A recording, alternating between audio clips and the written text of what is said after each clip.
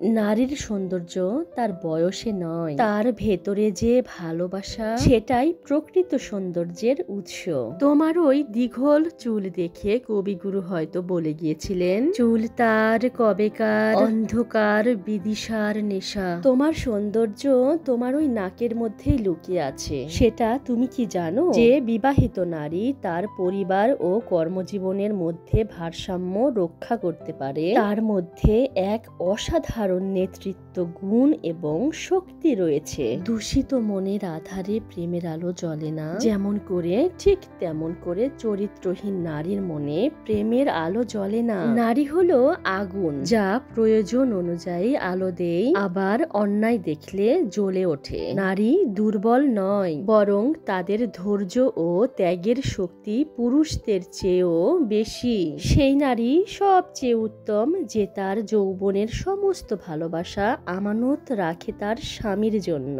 নারীর শক্তি সেই প্রবল স্রোতের মতো, যা একবার প্রবাহিত হলে থামানো অসম্ভব। মাতৃত্ব থেকে শুরু করে স্ত্রী, বোন থেকে শুরু করে কন্যা এবং জীবনের প্রতিটি স্তরে নারী। নারী ছাড়া এই জীবনের অস্তিত্ব নেই। একজন নারী একটি চায়ের ব্যাগের মতো, গরম জলে না থাকা পর্যন্ত আপনি কখনোই জানেন না যে এটি কতটা শক্তিশালী। আসসালামু আলাইকুম গাইস, আপনারা সকলে কেঙ্কা আছেন? আলহামদুলিল্লাহ, আপনাকে দোয়ায় ও ভালোবাসায় আমরাও সকলে ভালোই আছি। এই যে দেখো, কিছুদিন ধরে আমার মায়ের দাঁতের অনেক সমস্যা। সেই দাঁতের এতই যন্ত্রণা যে এর নাও থাকতে পারিচ্ছে না। এখন করছে আমাকে তাড়াতাড়ি দাঁত উঠায় ফেলা দেওয়া লাগবে। তাই তো আমার মা ক্লিয়াসো লালচি dental unit Rajshahi medical college. আমার মায়ের এখন দাঁতের অপারেশন চলিচ্ছে। তাই আমি এই ফাঁকে কি করবো, আমি আনা ছবি ভিডিও তুলে নিচ্ছি। ও বাপুরে বাপু, ভিতরে তাই এত সুন্দর পরিবেশ, সেই একটা বিশাল বড় গাছ, এই গাছের নিচে তাই যে ঠান্ডা, গাছটা সেই যে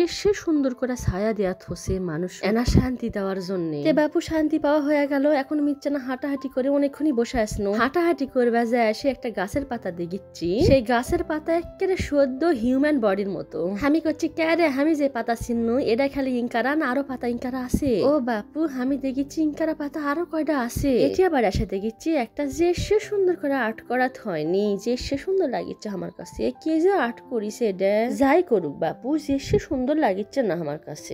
এদিকে আমার মায়ের দাঁত উঠানো হয়ে গেছে, এখন ডাক্তার এসে পরামর্শ দিচ্ছে। আমার এই ছোট ভাই এসে সগলি নিয়ম কানুন শিখাইয়া দিল। আমার মাও ক্লিয়া সে আস্তে আস্তে রওনা দিনু বাড়ির উদ্দেশ্যে। রাস্তার দাঁড়ায় কয়টা আইসক্রিমও লিয়া নেনো, কারণ আমার মায়ের আইসক্রিম খাওয়া লাগবে, ডাক্তার কইয়া দিছে। এতক্ষণ আপনারা আমার সাথে থাকার জন্য আপনাকে অসংখ্য অসংখ্য ধন্যবাদ। পরবর্তী ভিডিও দেখার জন্য আপনারা সকলে অপেক্ষা করেন। আপনারা সকলে সুস্থ থাকেন, ভালো থাকেন, এই কামনায় আল্লাহ হাফেজ।